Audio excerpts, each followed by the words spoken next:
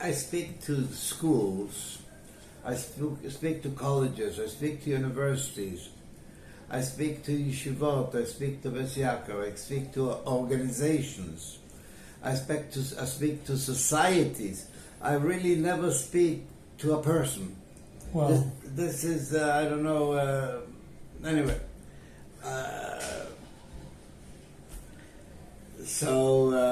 Where are you from? What's your story? Where are you from? How old are you?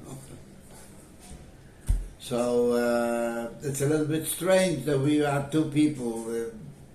It's very seldom that happened to me. Is it okay? It is okay. You're here, well, it's fine. I'm born in Poland, and I was 13 years old when the war broke out.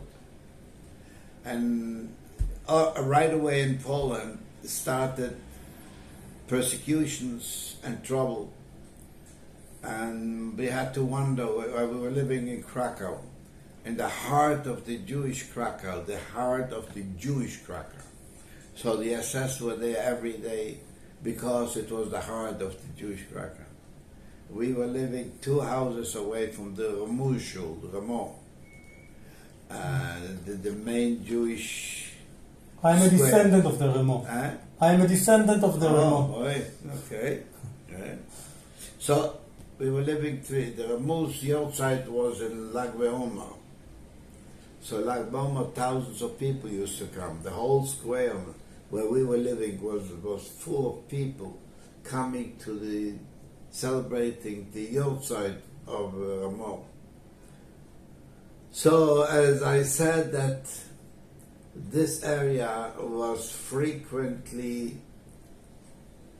visited by the Nazis. They had patrols there running and started to harass us, harass the Jewish people, pulling the beards, cutting with scissors the beard, half a beard, making fun from Jews. You remember that? Cutting the long coats and attacking people. And we had a store there in front, and we lived there on the second floor, and it became irresistible. It became impossible to live there. Shortages of all kind of things, food, everything was terrible. And especially where we were living. So one day an uncle said that where they live in a town in Nowe Miasto, that there it is quiet. By us wasn't quiet. It was very, very bad. So we at night took a boat on the Vistula, and we sailed down in secret, no lights, just because it was. We were very afraid. During the night, we traveled there with a boat, and we arrived at that town. For a few weeks, like 2-3 weeks, it was quiet, and then it wasn't quiet anymore. They beat up my father, they went out in the street. So then we went to another place called Zalshitz. My father had a flour mill in the area there. So we moved in there, and from there they took us to forced labor, my father and myself too, until it came a day they sieged the town. There were about 17,000 Jews in the town, and they sieged it during the day and gave an order that tomorrow at 6 o'clock everybody has to be in the city square. Everybody can take 10 kilos with themselves, and whoever's going to look through the window during the night is going to be shot. And whoever it is, and they're all kinds. 6 o'clock, whoever will be out is safe, and whoever will not come out will be shot on the spot. At 6 o'clock in the morning, we all went out to the city square. Everybody has to sit, nobody can stand. So we're there about till the afternoon, early afternoon, sitting on that square. In the early afternoon, they drove us walking down to the station, and they packed up the whole train, but there was more people that the train could take, so they took some trucks, and they took us to a town called Miechov. And then Miechov, they took us to a field as far as the eyes can see, and everybody should sit down on the field. So everybody sat down on the field. While we were sitting at the field, the SS ran around and they asked people to step out, old people to. So we learned, we didn't know at the time, but now we know that about 2,000 older people they took somewhere, and we could hear the shot. So we figured out that must be it. So we were about 15,000 people left on that field, and we're sitting there the whole afternoon, and evening came, and it started to be very cold, chilly, and we sit on that grass, and the grass started getting wet, every time more wet, until we sit in water. And we were sitting a whole night till the waist in water. A whole day, not a drink, not a bite, not go, nothing. In the night, chilly, cold, demoralized totally. They came about noontime. They said, everybody get up. So everybody get up, and we formed lines. Everybody should form lines. So we formed lines. And head of the line, front of the line, there was an assessment with a whip.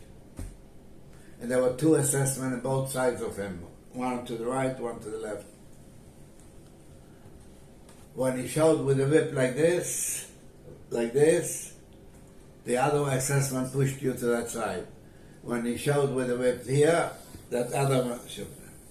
We didn't know what was here and what was there, but finally, from the 15,000, 14,250 was shown to the right, and 750 to the left. My father, myself, was among the 750 to the left. All those we didn't know where the 14,000 went. Now we know. They were taken to Belgium, into the gas chambers. Not a single one came out. And we were driven to work, to labor camps. So we were driven to a place called Lishki, and there were swamps. So we put us in the swamps again. We were sinking in till the waist, and to the swamps, and we dig channels there. And in the channels we put pipes. It was a method to dry out that land. So there we worked for a while. Then they put us to a camp called Mielec. I don't even remember what we did there. Certain things. They took us for day here, day there. After that, they sent us to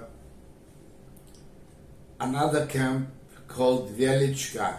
There's salt mines. So I had to work on those salt mines, picking them, putting them on wagons, bringing them up with the elevator.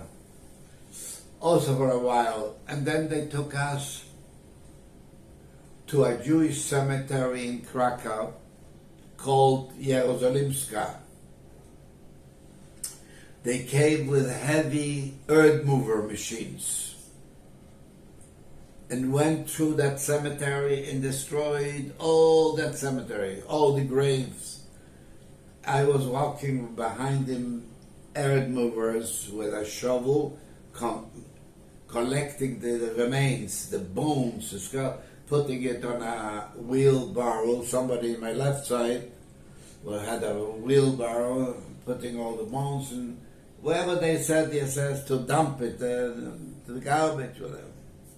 And we leveled out that whole camp, the whole Beis HaChaim. And on that place, we built a concentration camp called Plaszow.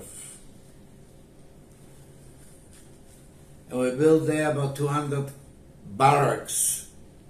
And they brought Jews from all over the area every day. It was a long job until we destroyed the cemetery, then to build the barracks. It was months and months and months. And then we had to fence it around with barbed wires, all that. Okay, and we lived there. From there we were sent to different works, outside, inside, all kind of works. And it was bad, very bad. Little to eat, working. But once they brought in a Lager commandant, the commandant of the camp. And then it started terrible tzarot, tzuvos. He was a murderer. The name was Amon Goeth.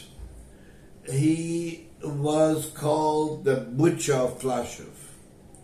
When he went through the camp, he left on his trail a few people there for sport, for nothing. Just he didn't like the face, or he did like the face. One person, he likes his face. The name was Shlomo Spielman. And he said, "Step out," and he said, took out his revolver and said, "I cannot take it that a Jew should look so handsome." It was a so I hanged people for nothing.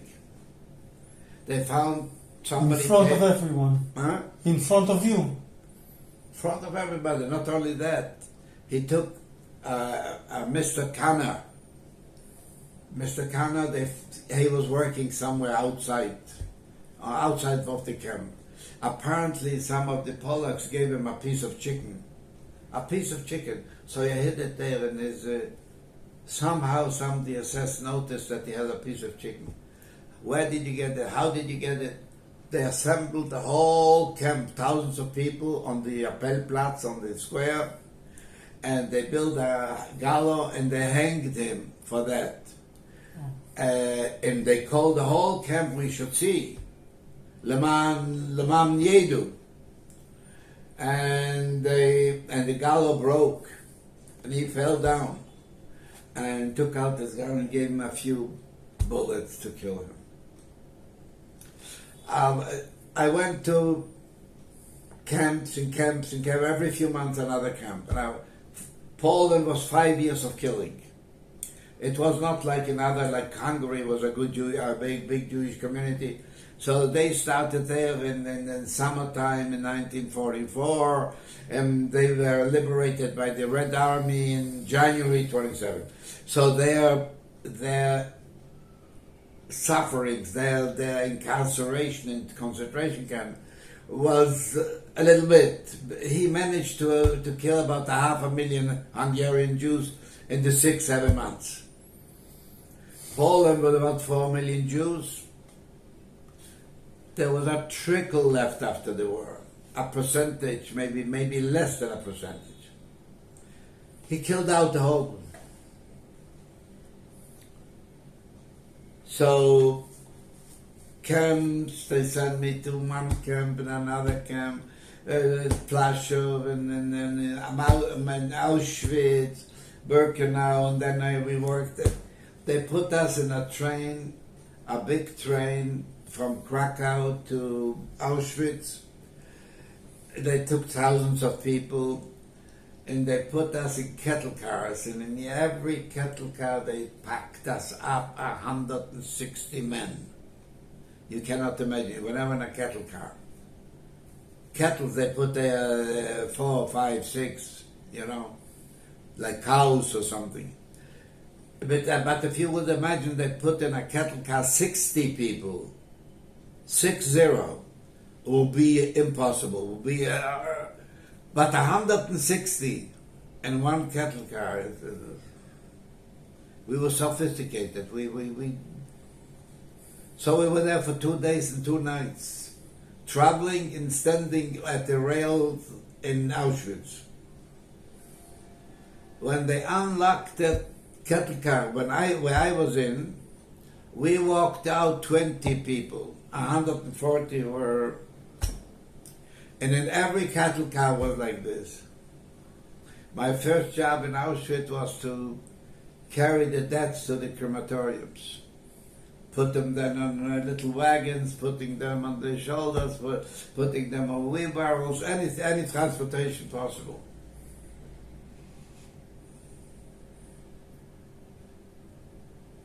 So, me personally, I had miracles in Auschwitz, because all those small boys, little boys, young boys, they took them right away, and they gathered them and they put them to the Birkenau, to the gas chambers.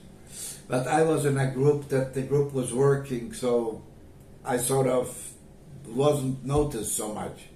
The group was working. We first of all, it took us a long time to take all the bodies. In my cattle car, I was already all the layers of people. Everybody died. I was touching the roof already. And I told you, we walked 20, we walked 140 with that. And maybe 2 they took out on stretchers, that I was still breathing, you know. So, miracle that I was not rounded up and taken with all the other children to the gas chambers. And then I worked, then we had to clean the car, the train also took a week or so. And then we had to go and dig trenches around Birkenau. And they didn't have room for us. It was packed, they were full. So they sent us to another camp called Mauthausen. Mauthausen was not a place to live. First there were quarries downstairs, granite stone. You have to chop the granite stone, and we had to carry it up 184 stairs, called the Stairs of Death. That's the name of them. Not many people made it. And between the stairs, you had a lot of SS men just giving you with a whip. Go, move up, go. That was terrible. Miracle that I wasn't there too long. Sent us to another camp called Milk. What did we do in Milk? We did dig tunnels in the Alp mountains, you know, the part of Austria, Italy, Switzerland, France, the mountain, the Alp mountains, you know, Mont Blanc, very famous mountain. There we have to dig tunnels. What were the tunnels for? To hide weaponry, ammunition, against the Allied bombardments. That were we doing. Thousands and thousands of people died doing that. So we were there for a few months, maybe 5-6 months. Then they sent us to another camp, Ebensee, also in the mountains, doing the channels were already made. We had to put shelves, build shelves there to put the ammunitions of shelves. We were there a few months. In every camp a few months. From one to the other one. So there we were liberated. The last day, that was May 5, 1945, the siren didn't ring in the morning. Every morning the siren was ringing. So we didn't know what happened. It looked strange, but we didn't know what happened. When the siren doesn't ring, so we stayed in the barracks. Then all of a sudden, around noontime, the sirens ring. Everybody out to square. In every camp they had a square where we assembled, and the SS went through and to inspect. And from there they divided the couples. The system was about the same everywhere. So the siren rings, out to the Appellplatz. We went down to the Appellplatz. And there was a stage, and the commandant of the camp, the head assessment, jumped on a stage. There was a few assessment with him. And he says to us, we want to protect you from the enemies.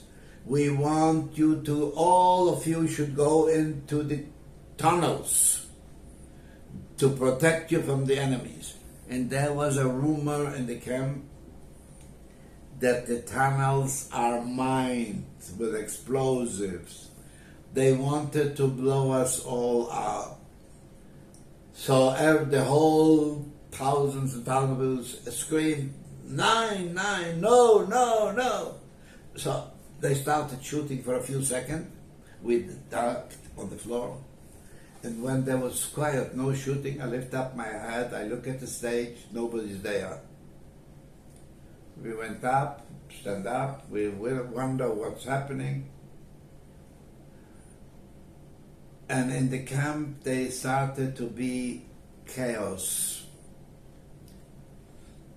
People were beating up the bad boys, the couples. People broke into the food storages. People were grabbing, fighting. It was real. There was one friend of mine. He was an Austrian guy, and he was a copper, but a wonderful man. Wonderful man. He did great things for people. So I asked him, what is going on? He said, I don't know. He said to me, let's go to the one of the ends of the camp, to the wires, to the round. We went to one area,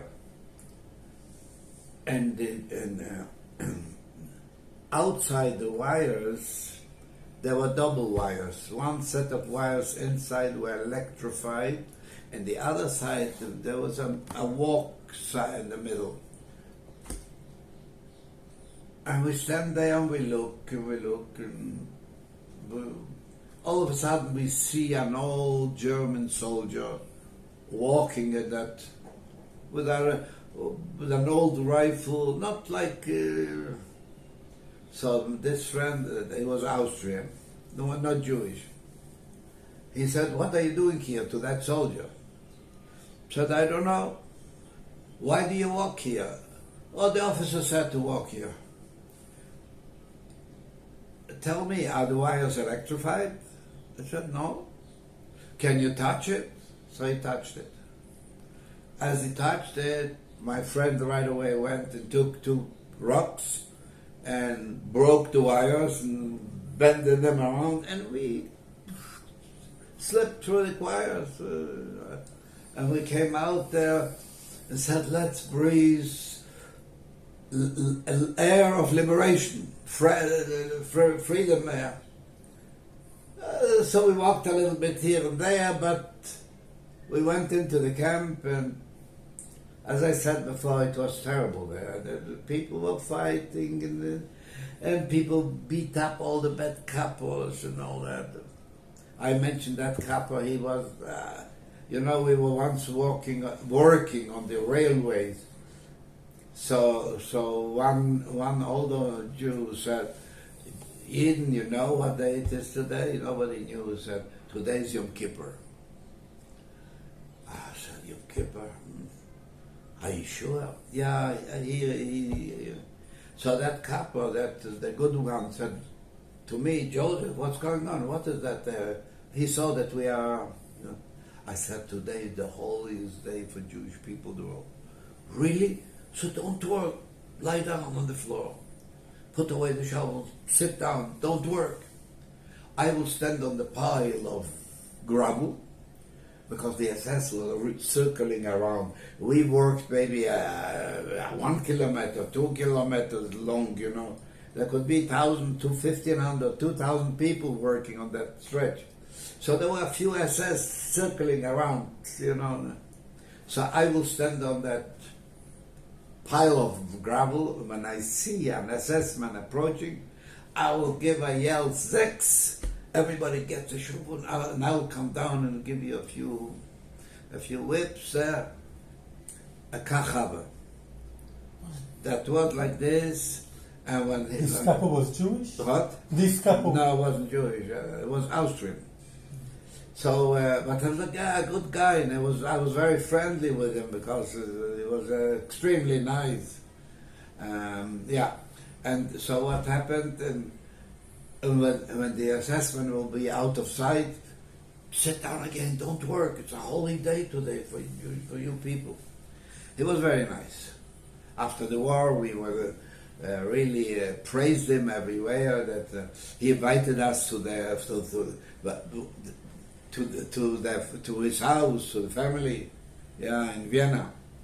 Anyway, and yes, and from there on, we started to wander and to go to places, whatever we could. We went to Hungary, we went to Czechoslovakia, and the aim was to come back to Poland and to see, because all over the world,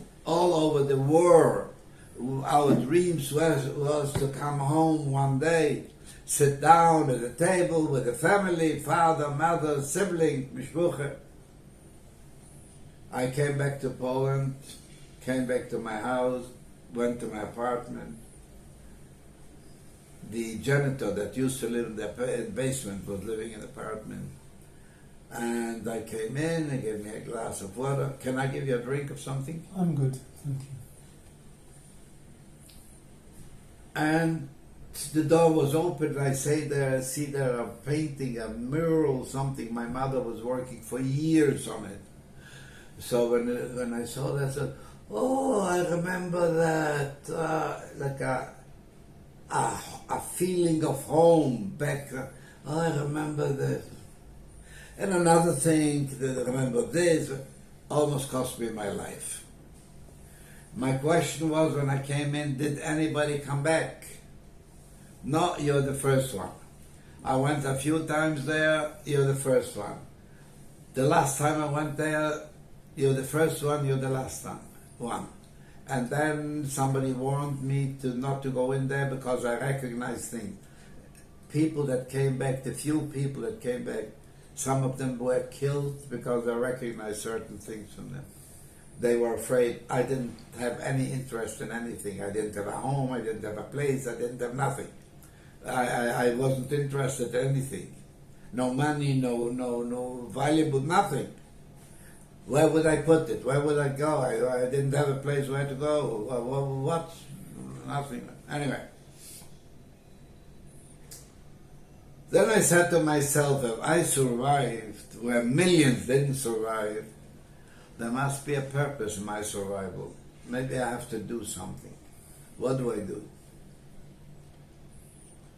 So I remember a situation where my father with my uncle were talking about that taking children and hiding them wherever they could, in stables, and storages, in barns, in churches, in monasteries, in orphanages, wherever when they rounded up people, they never came back.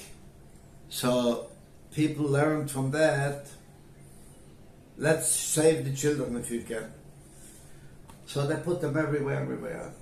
So after the war, I said to myself, we lost millions. We cannot afford losing more. Where are those children? Cost me a lot of work. Had to get connections. Somebody that knew somebody else, to reach till the chief of the security, of police security. a General Bielecki. So I reached him, to recommendations, and I said, yeah, so he said, we want to do something. He said, who are we? I said, I am here with a friend. What do you want to do? Under the communist regime, to say the word Jewish was right away a loss. Treif, not kosher. What do I do? He asked me, what do you want to do? And I had an idea, min hashamayim. I want to unite families that the Nazis have separated. And that was music to their ears. How are you going to do it? You won't be able to do it yourself. I said, it's true. I'll give you people. He gave me 40 people, 20 in uniform and 20 detectives in civil. And we got a house in Rabka-Zdrój, a spa place in Poland. And he got us weaponry because he said you're going to be attacked by the anti-communist regime, by the Polish government in exile. And it was true, we were attacked twice. And we started to look for, I got papers that I could do anything I wanted. Nobody can stop me, the highest authority. I came to towns, I didn't know where to go, what to do. I went to the police station and said, come with us. They had to come. And I went all over. I went to churches, and went to monasteries, and fought with the priests, and fought with the mother superiors in the monastery. They didn't want to cooperate. I wasn't very gentle, I can tell you. Very, and I got a lot of enemies. Anyway, make the story short, I was working there for 1 year, running around all Poland, all the areas, collecting Jewish children. We had 600 children. Oh, the joint help later on, everything had to be under the table, but not official. There were even Zionist organizations that came in under the table to teach the children.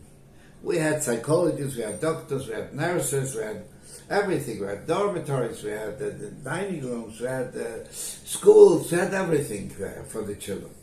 Special ladies, nurses that took care of them, combed them, made them new clothes, beautiful.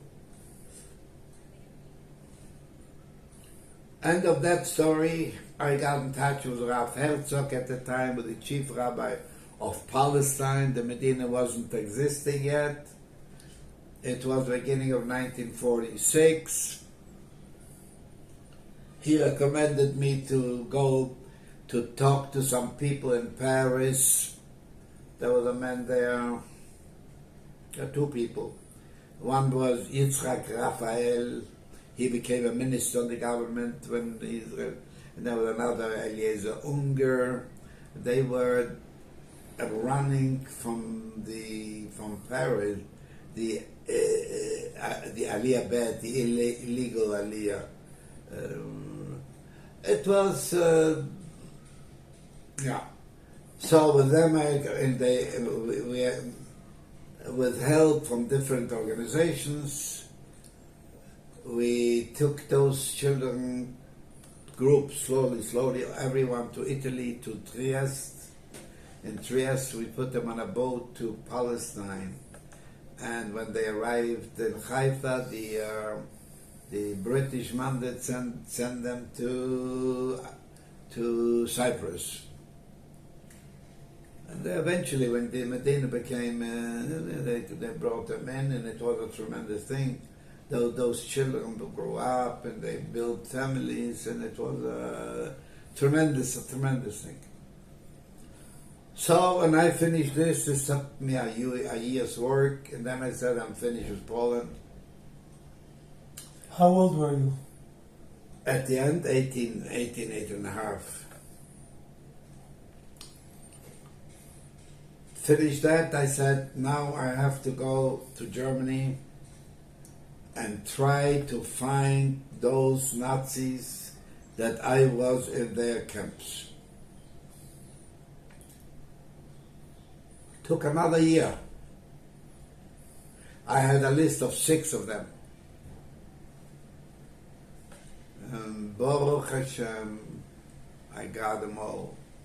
Took a long time. A hard work. Go from place to place to place. Follow leads, follow, interrogating one, interrogating, go from here, go to there. Anyway, 6 of them. The butcher Plashev was one of my prime Amangat, a murderer. Was hiding, find him finally. Then we went to others, incarcerate them, put them in special cells, you know. By yourself? Huh? You by yourself? No. I was working with the American Army, with the occupation forces of Germany. You know, Germany was occupied by the Allied 4x4. I was working in the American zone with Americans. So they were judged in the Nuremberg Nuremberg was for the ministers, for Hitler's ministers. This was in Dachau, concentration camps, murderers, you know, SS. This was not, Nuremberg was the ministers, the big guys. And this was the commandants of concentration camp, murderers, torturers. And they put up a court in Munich. And we brought them, when we found them to court, first we put them in jail. It's in Landsberg jail, little cells. I actually went in twice to Amanget to talk to him. I want to see if there was some repentance. No. He didn't talk, he didn't open his mouth. I beat him up. He didn't care. I called him all the names he used to call the Jews. I spit in his face. In the courts he didn't talk even, nothing. The judges asked him. He was condemned to die by hanging. 2 weeks or something like that, 10 days before the execution, the Polish government came in and said, you cannot judge him, you cannot persecute him, you cannot execute him, because we want him extradited to Poland. Why? Because all his atrocities were committed in Poland. So the Americans agreed to it, they extradited him to Poland, and in Poland he was judged, condemned to die by hanging, and he was hanged at the same place in Plaszow when he used to hang other people. That was the end of him. And then I went to take others, and Julius Ludolf, and the others, bring them to justice. They were all executed, all hanged. But if you look at the whole story, what nechama, what consolation is that he took one, hanged him, that killed hundreds of thousands. But at least you do what you have to do. You cannot bring the hundreds of thousands, the millions that were here.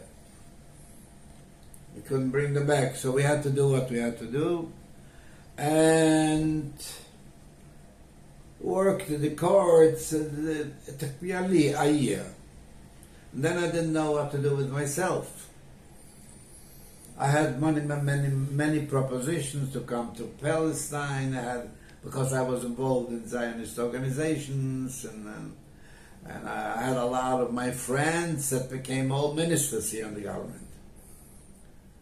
So I said, let me think about it. They wanted me to go study. I was 19 and a half, maybe at the time already. Because they used to tell me, they called me Yosale.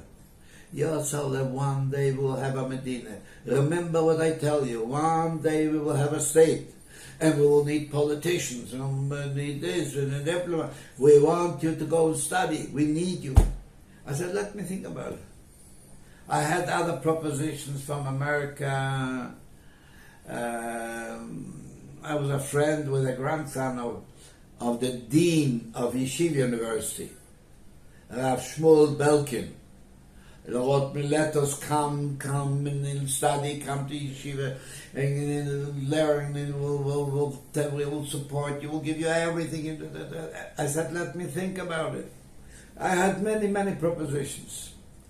And I was thinking what to do with myself after I finished with the Nazis, whatever. One day, but I had everything. What do you mean everything? I had power. Power is, I didn't have money. When you have power, you have more than money. I had everything. But one thing I didn't have that I was dying to have. And how do I get it? One morning I get up and I see a placard, an announcement, searches. I see that someone in Argentina, after the war, people were searching to the International Red Cross, searching, seeing if somebody survived from their family. So one day I get up and I see someone in Argentina with the same name is looking for my whole family, for my father, my grandfather, my mother, the uncles, Argentina. I answered the call. I told him I am the son of Simcha. He sent me a ticket to come by boat to Argentina. And that resolved my problem. Because that's what I was looking for. Everything I have but family. And if there is family in Argentina, I go. First of all, I didn't have a passport. I didn't know when I was born. Every camp I came, there was a desk, you had to line up, and there was an assessment everywhere. Name, birthday, whoever. Whatever came to my mind, I said. I had many birthdays, I had many places where, but whatever came to my mind, I didn't. You have to answer fast, otherwise you get with the whip. Anyway, through again to someone to the communists from Poland, I got a recommendation to go to Toulouse in France. There is a consul, go to the consul, tell him I send you. I went to Toulouse, I went to the consul, I told him he sent me, right away made me a passport, whatever. Also, I didn't know what birthday was. Made me a passport, so now I have a ticket and I have a passport. Now I need a visa to Argentina. I come back to Vienna because that is where I was mostly living in the area. I also became a policeman in a DP camp in Austria. Survivors, displaced persons, in Bad Ischl, a town in Austria. Very beautiful town. There was the summer palace of Kaiser Franz Josef. Anyway, I went to Vienna to the Argentinian consul for a visa. Gave me a form, filled out the form. The consul came out and he said, scratch out Jewish, put Christian, I'll give you a visa. I said, how do you dare to tell me I was proud, a Jewish proud man in the concentration camps?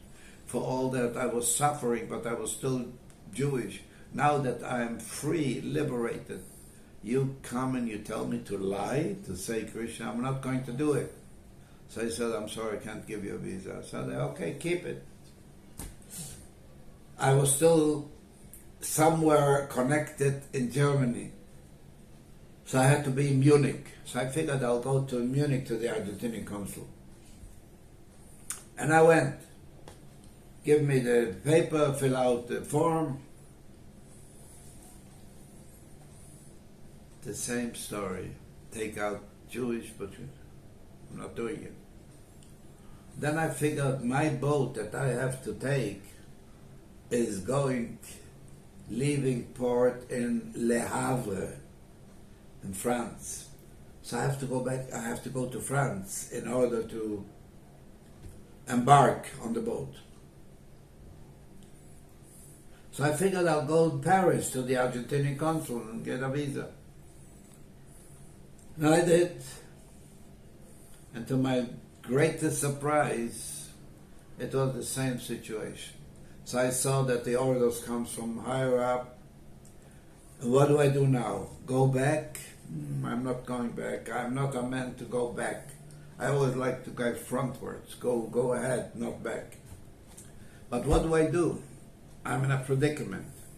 So I heard that the boat is going to stop in a port in Brazil, Rio de Janeiro, and they're going to load Brazilian coffee on it. So I figured Brazil is probably, I didn't know much geography, but I figured Brazil is probably a little closer to Argentina than Paris. So I went to the Brazilian consulate and they said, you see, I have a passport. You see, I have a ticket to go to Argentina. And I made up a story. I made it up, but it wasn't really made up because it was true. I said, I heard that Rio de Janeiro is such a beautiful city and everything. Would you mind to give me a transit visa? She said, with pleasure. So I ended up in Rio de Janeiro after 3 weeks on the boat. In Rio de Janeiro, $7 in my pocket, not a word Portuguese, and not a single person in Brazil. Brazil was a big country. It had at the time about 100 million people. Today it's like more than 200 million. I went down from the boat and I look around. It looked nice. It looked so different from what I have experienced in Europe. And then I think, where do I go? Where do I go? Oh, do I go right? Do I go left? Do I go straight ahead?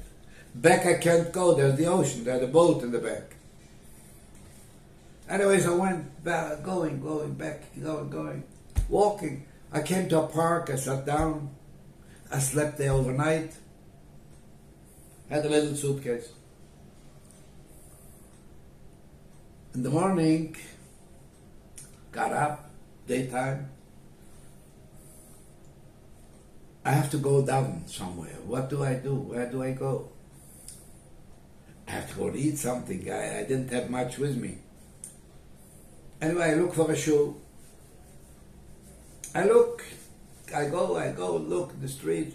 I saw a person, and he looks to be Jewish, wearing something. Mr. Yid, yeah. You going to Dublin? Yeah. I want to go to Dublin. Anyway, went to a show. Everybody came over, Shalom Aleichem, where are you coming? I told them a little story. I just arrived with the boat yesterday.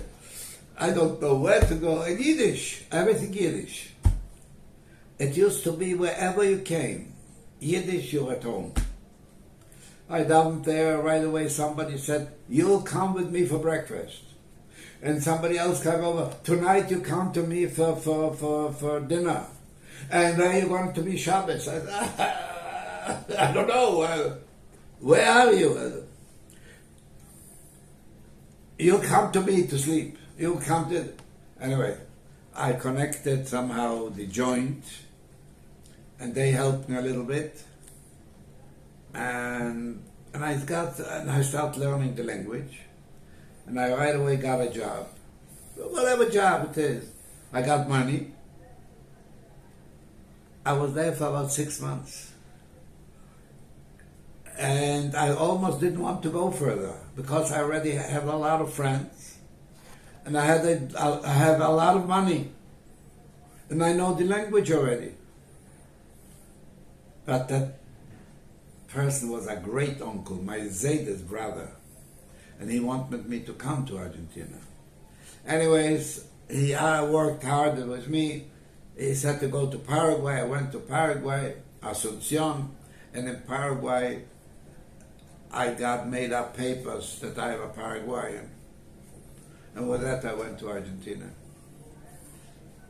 In Argentina I was for 8 years, and I was very, very successful there, and I was very known in the Jewish community, worked, I was the president there, Kiva, Mizrahi. I was 8 years in Argentina, and then I went for business to Colombia. I found my wife there. I got married. I lived in Colombia for 5 years, had 2 children there. And when my oldest son was about 5 years old, I wanted to give him a real Jewish education. I had to leave Colombia because I couldn't give him this education that I wanted, that I didn't have. The concentration camps, they didn't have educational institutions. Anyway, so we tried to New York. Went to New York. I want to invest some money that it didn't work out. So I ended up in Canada, in Montreal. I was living there for 57 years. And after then I lost my wife there. I had my happiest life was with my wife for 56 or something years. And when she passed away,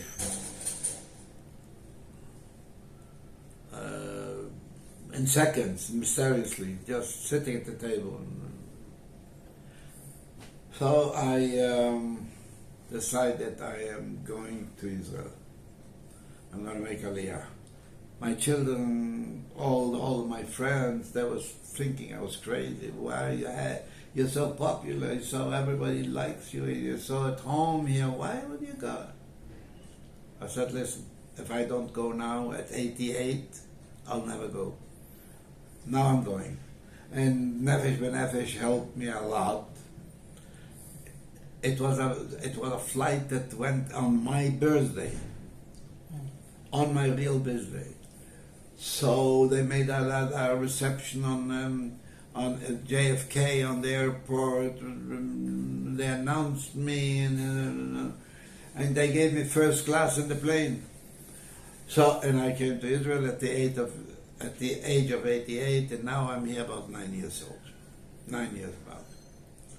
So that's it. That's the story.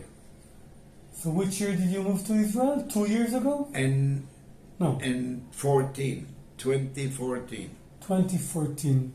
And now what's your age now? You can figure out. I came at 88. Now I'm here 9. Oh. Yeah. Unbelievable. So that's about Bri, but there's tons and tons of stories. And every day there was a story. Every day was a miracle. If we came to the camp from work, if we were not shot, if we were not beaten up, if we didn't fall from sickness or from the hunger, or every day. A day, the dangers every day, if you survive the day, is a miracle. Every day was a miracle. And we prayed at daytime, we prayed it should be night already. Night, you would assume you'll sleep, you'll rest after hard work. But in the night we prayed it should be day. We couldn't rest. You know why? Because the lice were eating up our life. Lice. Everywhere lice, on the head, on the body. They creep under your skin. And the whole night they were biting us, biting. The whole body was being bitten by lice. And the whole night, instead of sleeping, we were killing lice. But there were so many, you had to take it on the nails, you know. So we prayed to be day, and day we prayed to be night, night we prayed to be day. There was lo yom v'lo laylu. So what can I tell you? It was, Baruch Hashem, survived, live in freedom, built a nice family, children, grandchildren, great-grandchildren. This is old. This is already, I don't know, 15 years or 20 or something. Baruch Hashem. Here we are. Happy. I came alone, but the whole neighborhood are my friends. Everybody is my friend here. All the rabbis, all the Rosh Yeshivas, all the neighbors, everybody. I never eat here by myself, at Shabbat by myself. All invited, Friday night and Shabbat. There's a lineup, I have a book here, writing down. They invite me today, I'm already booked. So maybe next Shabbat. Okay, so I write down next Shabbat. And that's how it works. That's, here I am. And I went to Poland many times. They take me to speak to organizations, show them the camps where I was, and explain them and show them, and tell them what happened. And then I tell them not to forget, to remember. And I ask them to be well educated in order to be able to fight today's great, really grave anti-Semitism.